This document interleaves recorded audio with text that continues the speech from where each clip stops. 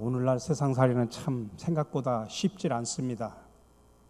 우리가 짊어질 수 있는 역량을 초과하는 삶의 무게 때문에 힘들어하기도 합니다.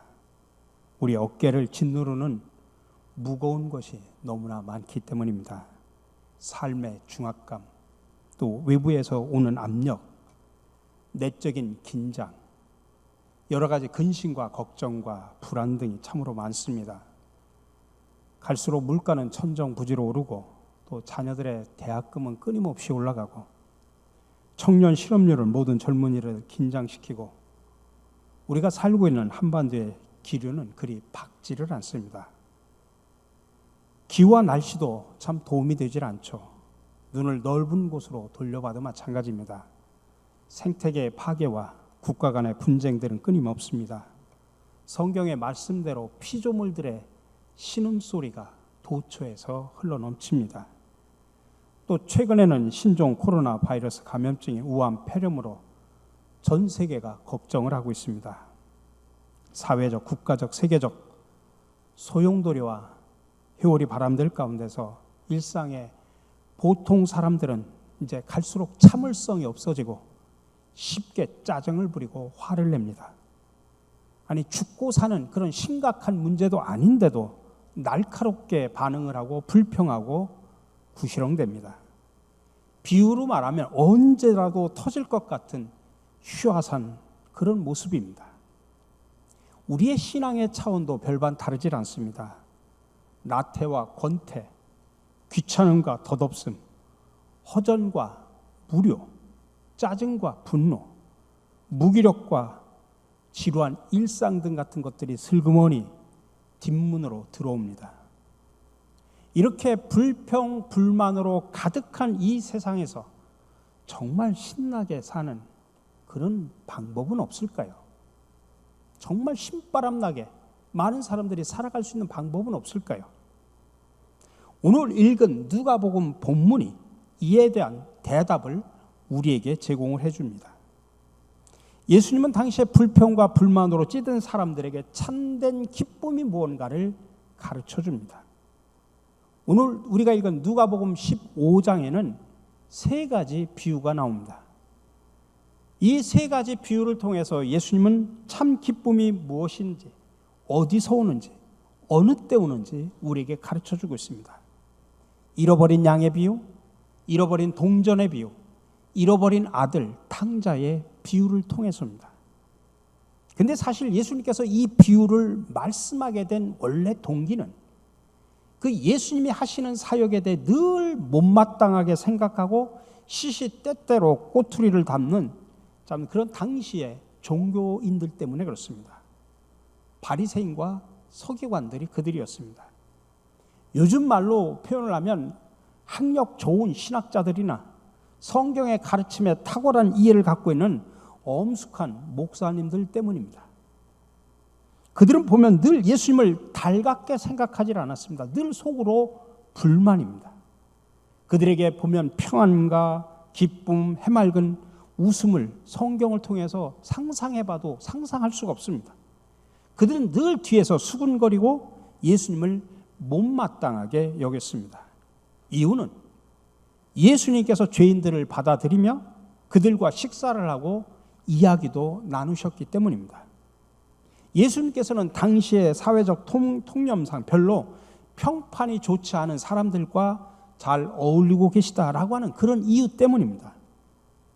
반면에 이 바리새인들이나 서기관 종교학자들은 늘 사람을 대할 때 구별해서 사귀었습니다. 항상 사람을 두 부류로 나눠가지고 평가하고 판단합니다. 그들에게는 사귈 사람과 사귀어서는 안 될 사람들이 있었습니다. 쓸만한 사람, 못 쓸 사람, 괜찮은 사람, 또 근처에 가서는 안 될 사람, 이렇게 구별지었습니다. 물론 언제나 여러 가지 종교적인 신앙의 잣대를 들이면서 그런 판단을 내렸습니다. 그게 대표적인 게 바로 율법 준수입니다. 예를 들어서 11조 생활, 안식일을 거룩하게 지키는 것, 종교 예식이나 할례, 음식 규례나 정결법입니다. 이걸 잘 지키면 좋은 사람이고 이걸 못 지키면 다 죄인 취급을 해버렸습니다. 그러다 보니까 그들에게는 율법을 준수하는 것에 대한 고상한 엄숙함은 있는데 신앙생활의 진정한 기쁨은 없었습니다. 그들의 얼굴은 언제나 심각하고 엄숙했습니다. 그들에게 삶의 즐거움과 기쁨이라고 하는 것은 언제나 천박한 사람들의 하찮은 소란 정도로 생각하는 것입니다. 그러니 그들 입장에서 예수님의 행동을 받아들이기가 그렇게 쉽지 않은 것입니다. 죄인들과 함께 식사를 하고 사회적인 약자들과 이야기를 나누고 그들과 먹고 마시는 일, 그런 일을 예수님이 즐기셨기 때문입니다. 예수님에 대한 그들의 불만은 죄인들을 영접하신다는 이유 때문입니다. 그래서 서기관들과 바리새인들의 불만과 수군거림은 예수님께서 죄인들을 환영하고 환대하고 받아들이실 때 바로 그때 나타났습니다.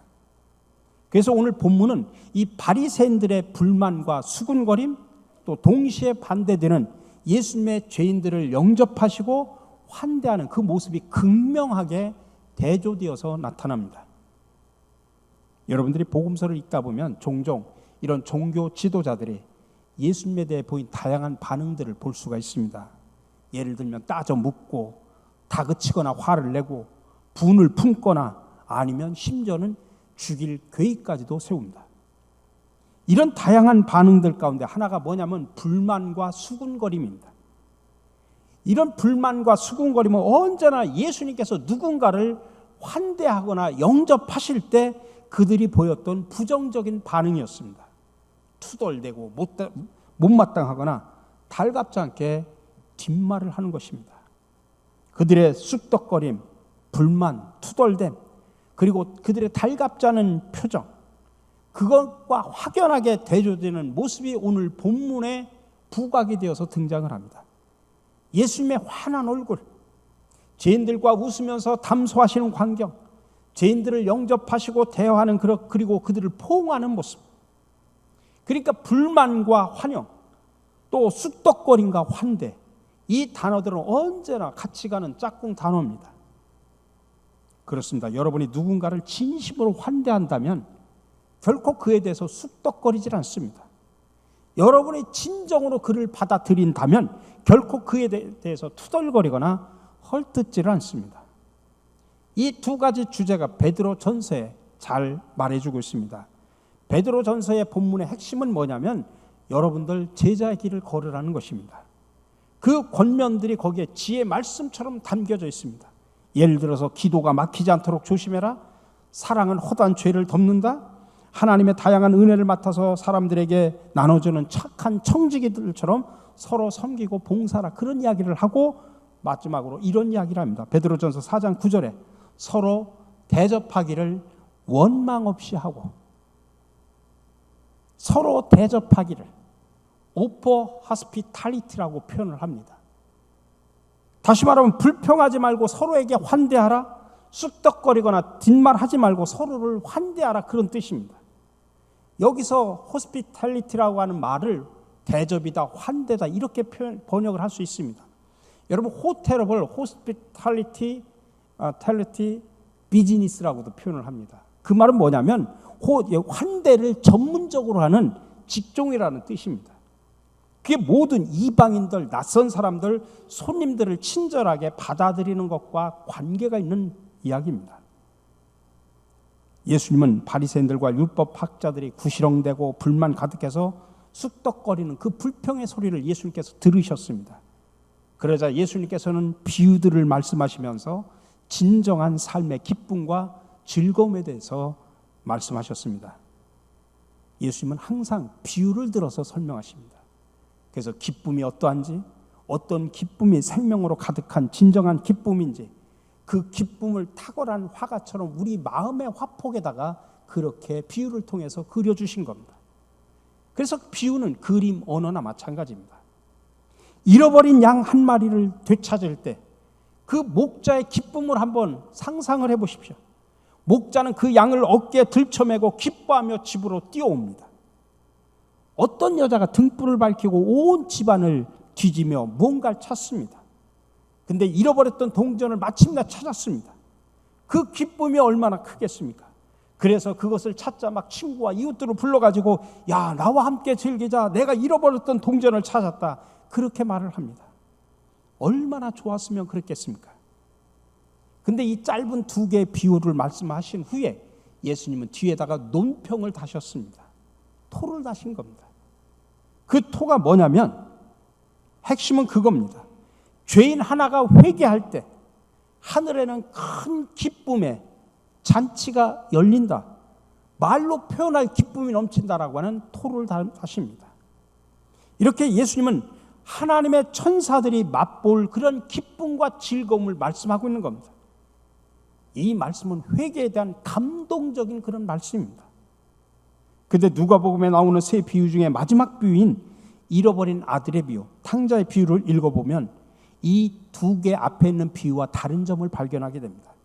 이 탕자의 비유를 다 말한 후에 끝에 예수님은 논평을 하지 않습니다. 그 비유 끝에 논평을 하지만 아버지가 큰아들에게 하는 말씀의 내용만 나옵니다. 아버지가 큰아들에게 간곡하게 부탁하는 말이 뭐냐면 불만, 불평 때문에 입이 툭 튀어나온 큰아들에게 이렇게 말합니다. 아들아, 지금은 춤을 출 때고 마땅히 기뻐할 때다. 네 동생이 죽었다가 살아났고 잃었다가 다시 찾았기 때문이다 라고 이야기를 합니다. 예수님은 이 비유에서 논평을 하진 않았지만 그 글을 읽는 독자들은 하늘의 모든 천사들이 기뻐했을 그 모습을 상상하고 생각할 수 있었을 것입니다. 어쨌든 아버지의 기쁨, 여인의 기쁨, 목자의 기쁨 안에는 잃어버린 영혼, 도움이 절실하게 필요한 영혼을 찾는 일, 마침내 찾은 일, 귀향, 신발 벗고 달려나가는 아버지, 눈물로 부둥켜 얼싸는 아버지와 아들이 있습니다. 동전을 손에 들고 안도의 숨을 내쉬며 기뻐하는 여인의 모습, 잃어버렸다가 찾은 양을 어깨에 들쳐매고 기뻐 소리 지르는 목자의 모습. 여러분, 천상의 기쁨, 하나님께서 주시는 기쁨은 언제 드러납니까? 본문은 분명한 어조로 말합니다. 은혜로 가득한 환대가 이루어질 때라는 것입니다. 잃어버린 것 하나까지, 잃어버린 마지막 하나까지 찾게 하는 그런 환대를 말하는 것입니다.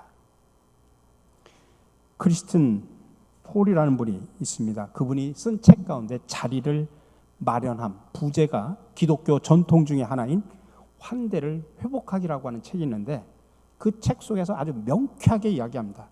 환대의 삶은 예배로부터 시작된다.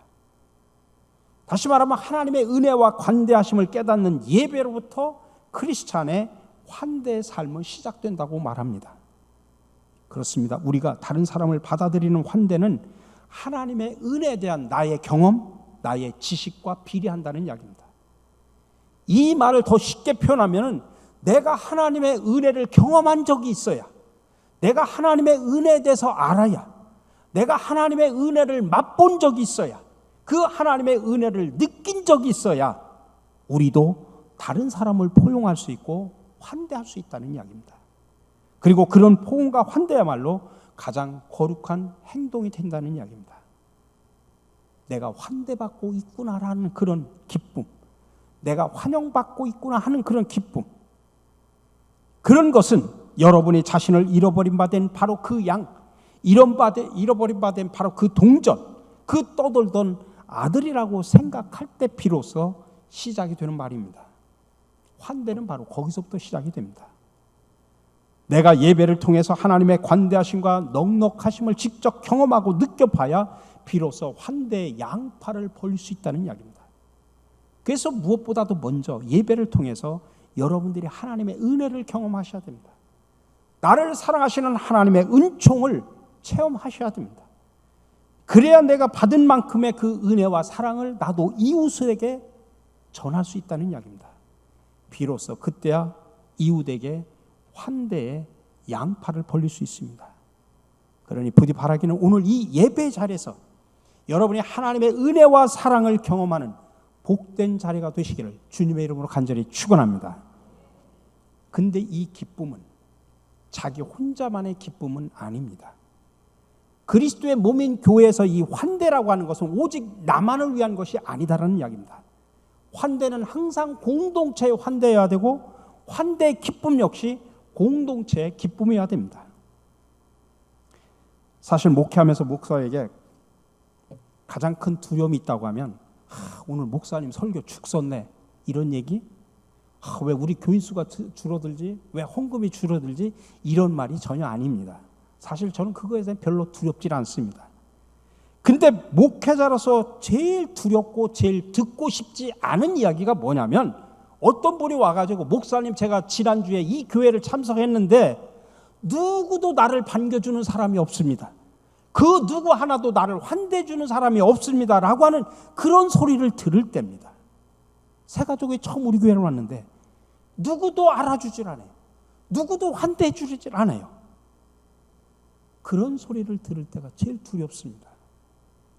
그러므로 환대, 영접, 받아들임, 돌봄, 기꺼이 손을 내밈, 이런 것들에 대해서 우리 교회 공동체가 깊이 한번 생각을 해봐야 됩니다. 요한복음 3장 16절에서 말하죠. 하나님이 세상을 이처럼 사랑하사, 그러므로 우리도 이제 하나님을 닮아서 누군가를, 각 사람을, 마지막 한 사람을 환대하여 그리스도의 몸 안으로, 우리 교회 공동체 안으로 우리가 영접을 해야 합니다. 우리 손을 펼쳐서 닿아야 될 범위, 우리가 찾아 나서야 될 범위, 여러분이 포옹하고 안아야 될 범위는 그리스도께서 손을 내밀고 찾고 얼싸안았던 만큼의 범위여야 합니다. 이게 무슨 뜻이냐? 여러분 자신들이 그리스도의 손과 팔이 되어야 한다는 이야기입니다. 그리스도의 손과 팔로서 여러분들이 다른 사람들을 거룩하게 포옹하고 환대할 때 여러분은 그리스도를 포옹하고 환대하는 것과 똑같은 이야기입니다. 제가 해도 되겠습니까? 제가 섬겨도 되겠습니까? 제가 봉사해도 되겠습니까? 우리 식당에서, 교회 학교에서, 또 집에서, 직장에서 누군가에 의해서 이런 말들이 나온다면 그 교회는 그리스도의 몸입니다. 손을 펼쳐서 죄인들을 영접하시고 품에 안으시고 환대하시는 교회, 그리스도의 몸입니다. 교회 학교 아이들의 입에서, 중고등부 아이들의 입에서, 청년들의 입에서, 장로님과 권사님들의 입에서, 집사님들의 입에서 이런 말이 나온다면 우리 교회는 예수님처럼 환대하는 교회가 되는 것입니다. 그러니 사랑하는 성도 여러분, 스스로에게 물어보십시오. 지금 여기에서 저는 그리스도의 손이 될 수 있겠습니까? 사역팀의 봉사자가 될 때, 교회 부엌에서 즐거운 마음으로 다른 사람들을 환대할 때, 교회당 문에서 처음 오시는 분들을 환대할 때, 또 다른 사람들의 고통과 힘든 사연을 들어줄 때, 낯선 사람들을 모시고 이야기할 때, 교회 학교 교사들이 아이들을 신앙의 길로 인도할 때, 교회 중직자들이 섬김의 모습을 보일 때, 우리 목회자들이 열과 성을 다해서 사람들을 양육할 때, 이들 각 사람들은 다른 사람들을 향해서 환대하는 것입니다. 환대는 가장 작은 사람들까지 찾고 발견하고 축하하고 돌보고 얼싸안고 놓치지 않으려고 꼭 붙잡고 마침내 즐거워하고 기뻐하는 일입니다. 지금 여기에서 내가 그리스도의 손이 될 수 있겠습니까? 스스로에게 물어보시기 바랍니다. 아마 제가 생각하기로는 여기 본문에 나오는 종교학자들과 바리새인들이 그들이 투덜거리고 불평거리고 못마땅하게 생각한 것은 사실은 예수님께서 제자들과 죄인들과 식사를 한 것 때문에가 아니라 그들이 자기들과 식사를 하지 않았기 때문일 수도 있다고 생각을 해볼 수 있습니다. 이걸 좀 다른 말로 이야기하면, 누군가 여러분을 환영해주고 여러분들에게 친절하게 대해주기를 바라는 것보다는 이곳이 내가 다른 사람을 환영하고 영접하는 장소인가를 여러분 스스로가 물어야 하는 것입니다. 사랑하는 성도 여러분, 요즘 우리 주위를 둘러보면 불평과 불만으로 가득합니다. 건드리면 막 터질 것 같은 그런 세상입니다.